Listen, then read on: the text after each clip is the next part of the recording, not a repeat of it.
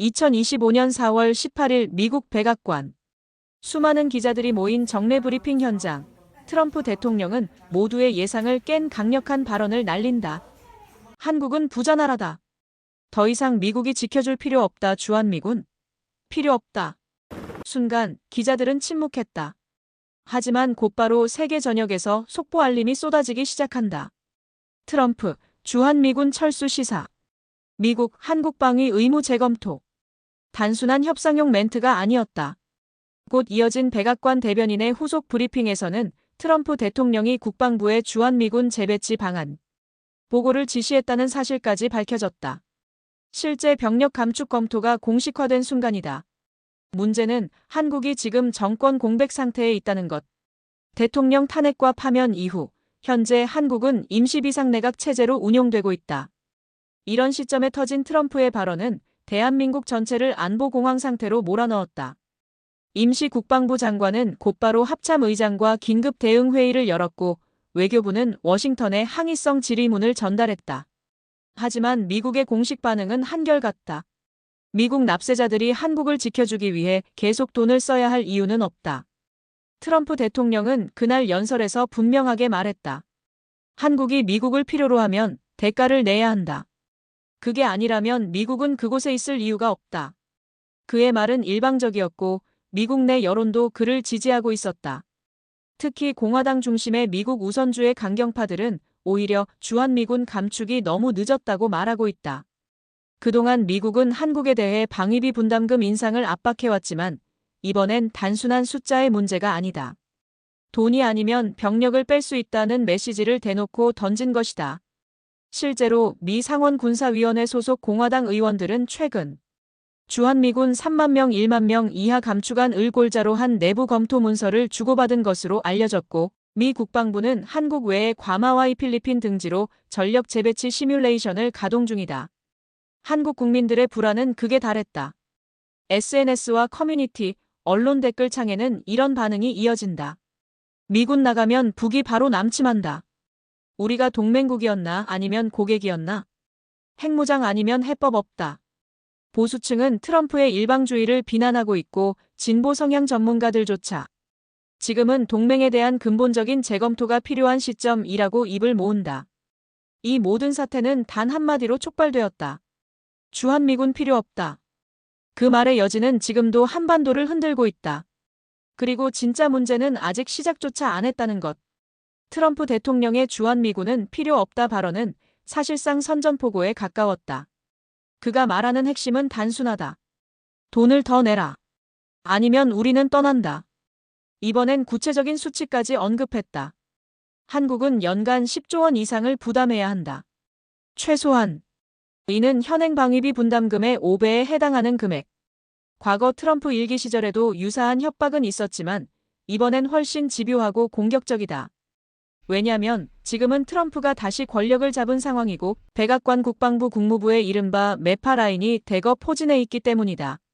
미국 내 군사외교 싱크탱크에서는 이제 주한미군은 협상의 대상이 아니라 철수 대상이라는 논문이 심심치 않게 나오고 있다.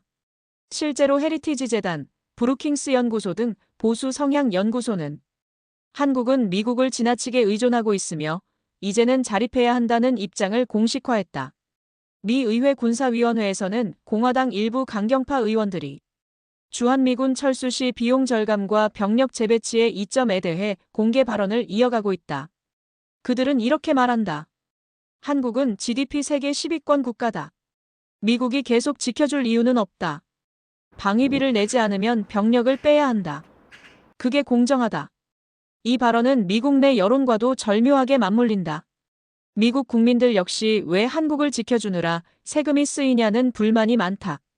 트럼프는 그런 민심을 읽고 대놓고 이제는 공짜 안 된다고 선언한 것이다.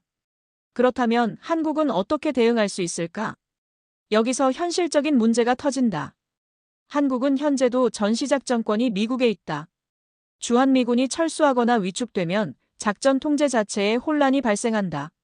국방부는 대부분 미국의 정찰 자산, 위성 기반 정보, 사드 시스템에 의존하고 있고 한미 연합사의 구조 자체가 미군 사령관 중심으로 짜여 있어 단독 대응 능력은 제한적이다. 더 큰 문제는 지금 한국의 정치 시스템이 비상체제라는 점이다. 대통령이 파면된 상황에서 국방외교 정책을 주도적으로 추진할 강력한 리더십이 부재하다. 비상내각은 미국의 외교적 항의를 전달했지만 트럼프는 단 한 줄도 반응하지 않았다. 미국 국방부는 우리는 대통령의 명령을 따른다며 한마디로 잘라버렸다. 한편 국내에선 방위비 분담금 인상을 둘러싼 논쟁이 거세다. 차라리 내자. 미군이 있어야 안전하다. 아니다. 그 돈으로 우리 국방을 키우자. 이젠 핵무장밖에 답이 없다. 여론은 분열되고 정부는 갈피를 못 잡고 있다. 한 전직 합참의장은 이렇게 말했다. 트럼프의 이번 선언은 협상용이 아니다. 그는 실제로 병력을 줄일 수 있는 대통령이고 우리는 준비가 되어 있지 않다. 실제로 미국은 괌과 하와이 필리핀 기지의 확장을 이미 시작했고 2024년 말부터 주한미군 일부 병력이 순환 파견 체제로 전환되고 있다는 소식도 있다. 이미 판은 깔렸다. 문제는 한국이 아직 현실을 인지하지 못하고 있다는 것이다. 이제 더 이상 동맹을 믿고 안주할 수 없다. 트럼프가 날린 이 말, 그 의미는 단순히 돈이 아니다. 우리는 떠날 수 있다. 준비되어 있어라. 트럼프 대통령의 발언이 전 세계에 전해진 지 불과 24시간 후 평양발 뉴스가 쏟아졌다. 북한 조선중앙TV는 특별방송을 통해 트럼프의 발언을 대서특필하며 이렇게 전했다. 미제가 남조선에서 철수할 준비를 하고 있다.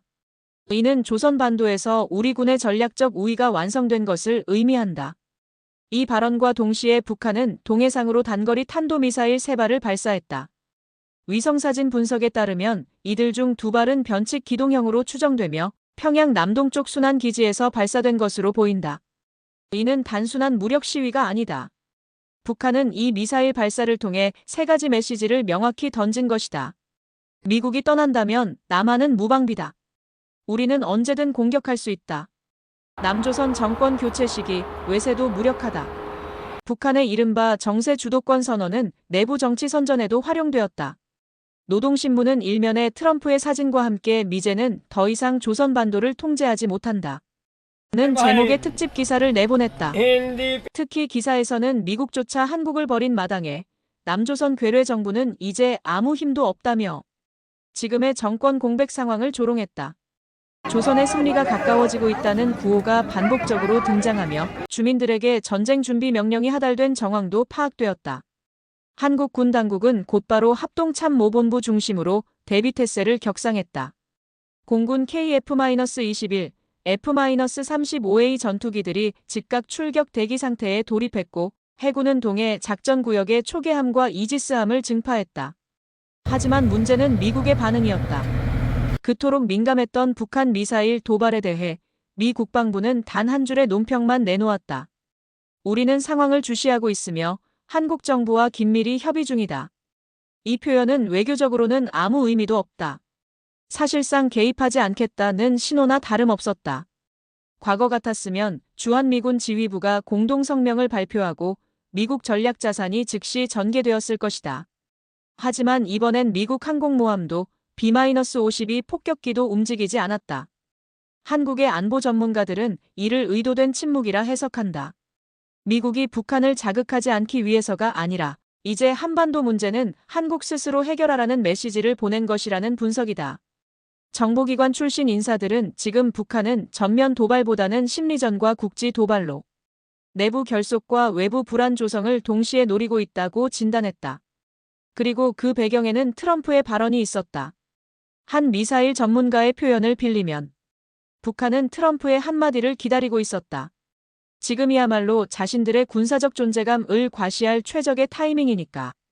그리고 실제로 북한은 움직였다. 전술핵모의 훈련을 공표.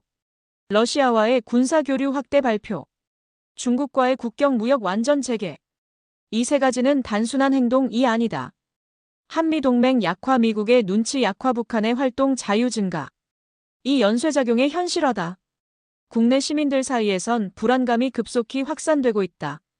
전쟁 나는 거 아니냐, 미국이 우리를 포기하면 북한은 바로 쳐들어온다. 심지어 일부 지역에선 생필품 사재기 조짐까지 나타났다. 이처럼 한반도는 트럼프의 한마디 이후 현실적인 군사적 위협과 심리전이 동시에 진행되는 위기 국면으로 빠져들고 있다. 다음 대응은 오롯이 한국의 몫이다. 미국은 이제 아무것도 하지 않겠다는 태도를 보여줬다. 그럼에도 우리는 준비되어 있었던가? 트럼프의 폭탄 발언 이후 북한의 미사일 도발이 현실로 닥치자 한국 사회 전체는 마치 벼랑 끝에 선 느낌에 휩싸였다. 불과 며칠 사이 한국의 인터넷 포털은 핵무장 전술핵 재배치, 한미동맹 붕괴 같은 키워드로 도배되었고 SNS에서는 이제는 우리도 핵을 가져야 한다는 목소리가 삽시간에 번져갔다. 여론조사기관 KPI 리서치가 4월 20일 발표한 긴급조사 결과는 충격적이었다. 전체 응답자의 67%가 한국 독자 핵무장에 찬성. 그중 45세 이상 중장년층의 찬성 비율은 무려 74%에 달했다. 전문가들도 더 이상 중립을 유지하지 않았다. 국방대 출신 모 교수는 공중파 인터뷰에서 이렇게 말했다. 동맹은 신뢰로 유지되는 체계입니다. 그런데 지금은 미국이 그 신뢰를 먼저 저버린 상황입니다. 그 말은 우리가 더 이상 미국의 해구산에만 의존할 수 없다는 뜻입니다. 이 인터뷰는 방송 직후 유튜브 카카오 채널을 통해 빠르게 확산됐고 수많은 시청자들이 댓글을 통해 이 말이 정답 우리도 핵이 있어야 북한을 견제할 수 있다는 반응을 쏟아냈다. 그러나 이 분위기를 반대하는 진영도 존재했다. 특히 일부 시민단체와 외교 전문가들은 핵무장은 국제사회에서의 고립을 자초한다. 유엔 제재와 외교적 파장을 감당할 수 없다고 강하게 반발했다. 하지만 그 논리는 대중에게 힘을 얻지 못했다. 이미 국민 다수는 미국도, 중국도, 북한도 믿을 수 없다는 감정 상태였고 그 감정은 냉정한 외교 논리를 빠르게 밀어냈다. 게다가 지금 한국은 대통령 파면 이후 비상내각 체제라는 리더십 공백 상태다. 내부적으로 국가안보실 수석, 국방장관 대행, 외교장관 대행이 연일 회의를 열고 있지만 이들은 사실상 책임 없는 관리자일 뿐이다. 국민의 신뢰를 받는 실질적 결정권자가 없다는 점이 사태를 더 혼란스럽게 만든다. 그 결과 사회 전반에는 극단적 양극화가 나타나고 있다. 보수 진영은 트럼프가 맞다. 우리는 자주 국방을 못했다며 군비 확장과 핵 보유론을 주장하고 있고 진보 진영은 미국이 동맹을 저버렸으니 중립 외교로 전환하자 며 반미 정서를 부추기고 있다. 심지어 일부 극단적 성향의 유튜버들은 이참에 미국과 관계를 정리하고 중국과 러시아와의 전략 협정을 검토하자는 영상까지 올리며 수십만 뷰를 기록했다. 언론은 더 문제였다. 지상파와 종편은 서로 다른 시각으로 사태를 해석하며 국민을 더 분열시켰고 정치권도 사라진 리더십 자리를 놓고 누가 더 강경한 안보관을 갖고 있는가를 경쟁하는 이상한 프레임으로 흘러가기 시작했다. 한편 서울과 부산, 대전 등 주요 도시에서는 안보 불안에 따른 사재기 현상이 포착되었고 비상식량과 생필품, 심지어 가정용 발전기까지 품귀 현상을 빚고 있다. 어떤 이들은 이렇게 말한다. 전쟁은 이미 시작됐다. 다만 총성이 안 울렸을 뿐이다. 이처럼 대한민국은 지금 트럼프의 말 한마디 북한 도발 국민 불안 정치 공백 여론 분열이라는 위험한 도미노에 빠져들고 있다. 그리고 이 혼란 속에서 진짜 위기는 아직 오지 않았다. 트럼프의 주한미군은 필요 없다 발언이 전 세계를 흔들자 가장 먼저 웃음을 감추지 못한 건 베이징과 모스크바였다. 트럼프의 돌출 외교는 미국과 한국 간 동맹의 신뢰를 뒤흔들었고 이 빈틈을 중국과 러시아는 정확히 꿰뚫었다. 베이징 인민대회당에서 열린 한 고위급 외교 회의. 중국 외교부 대변인은 기자들에게 의미심장한 발언을 남겼다. 한국은 스스로를 돌아봐야 할 시점이다. 진정한 독립국가라면 어느 한쪽에만 의존해서는 안 된다. 이 발언은 단순한 멘트가 아니다. 중국은 이미 경제 외교적 보복의 채비를 갖추고 있었고 트럼프의 동맹 철수 언급이 한국 흔들기의 신호탄으로 받아들여졌다. 그로부터 이틀 후 중국은 한국산 배터리 소재 수입에 대해 환경기준 강화를 이유로 통관 지연 조치를 단행했다. 일부 항만에서는 한국산 의류 제품이 기술 표준 미달로 대량 반송되었다. 외교부는 이 상황을 예의주시하고 있다지만 전문가들은 중국식 압박의 서막이 시작된 것이라고 말한다. 경제 보복을 전면화하진 않지만 느리게 조이고 있다. 러시아는 훨씬 노골적이다. 푸틴 대통령은 북한과의 고위급 군사 접촉을 급격히 확대하고 있다. 최근 러시아 국방부는 북한 평양에서 군사기술협력 MOU 체결을 발표했고 그 자리에서 러시아 측 대표는 조선은 동북아의 핵심 안보 파트너라고 선언했다. 이는 명백한 메시지다. 한미동맹이 무너진다면 우리는 북한과 손잡고 한반도 질서를 다시 짜겠다는 의지. 더 나아가 러시아는 사할린과 블라디보스토크 인근에 군사력 증강 배치를 단행하고 있다. 미국이 한반도에서 발을 뺄 경우 러시아 북한 중국이 동시에 남쪽으로 전략적 공간을 밀고 들어오는 구조가 만들어지는 것이다. 이 모든 와중에 한국은 지금 그 누구에게도 확실하게 손을 내밀 수 없는 위치에 놓였다. 미국은 믿기 어렵다. 트럼프는 동맹을 협상 카드로 쓴다. 중국은 이미 경제 보복을 준비 중이다. 일본은 주한미군 이슈에서 철저히 거리두기를 하며 자국 안보에만 집중하고 있다. 유럽은 우크라이나 사태에 집중 중이다. 유엔은 사실상 아무 역할도 하지 못하고 있다. 그야말로 완벽한 고립의 구조다. 외교 전문가들은 지금이야말로 자율적 외교 전략을 짜야 할 순간이라고 말하지만 문제는 한국 내부에 이를 설계할 강력한 외교 수뇌부가 없다는 점이다. 정권은 비상내각 체제, 외교부 장관은 권한대행, 대통령은 파면되어 외교 신뢰는 바닥에 떨어져 있다. 외교적 진공 상태. 이 말이 지금의 대한민국 외교를 가장 정확히 설명한다. 트럼프의 발언은 단순한 한미동맹의 균열이 아니다. 동북아의 전략적 구조 자체를 흔드는 변수가 되고 있다. 지금 이 순간에도 중국은 한국은 줄타기 외교를 끝내야 한다며 미중 사이의 결정을 강요하고 있다. 러시아는 북한과의 공조를 강화하며 한미일 삼각안보 체계 붕괴를 기정사실화하고 있다. 북한은 아예 선전전을 통해 조선 반도의 주인은 우리라며 한국을 패배자로 몰아가고 있다. 이 모든 움직임은 결국 한 가지로 수렴된다. 한국이 고립되고 있다. 모든 동맹이 흔들리고 있다. 모든 이웃국이 압박을 가하고 있다. 그리고 내부는 혼란과 불안으로 가득 찼다. 이제 우리는 자문해야 한다. 대한민국은 앞으로 어디로 향해야 하는가? 첫 번째 선택지는 전통적 접근이다. 한미동맹 유지, 방위비 인상 수용, 미국의 안보 틀 안에 머무는 것. 그 대가로 경제적 손실은 감수해야 하고 자주성은 일정 부분 포기해야 한다. 하지만 확실한 점은 하나다. 트럼프 시대의 미국은 결코 믿을 수 있는 파트너가 아니라는 것. 언제든 조건을 바꾸고 언제든 등을 돌릴 수 있다는 교훈을 우리는 직접 체험했다. 두 번째 선택지는 독자적 방위 전략의 구축이다. 일부는 말한다. 우리가 지금이라도 핵무장을 시작해야 한다고. 또 다른 이들은 군사력 자체를 키워야 한다고 주장한다. 그 말이 단순한 선동으로 들리지 않는 시대가 왔다.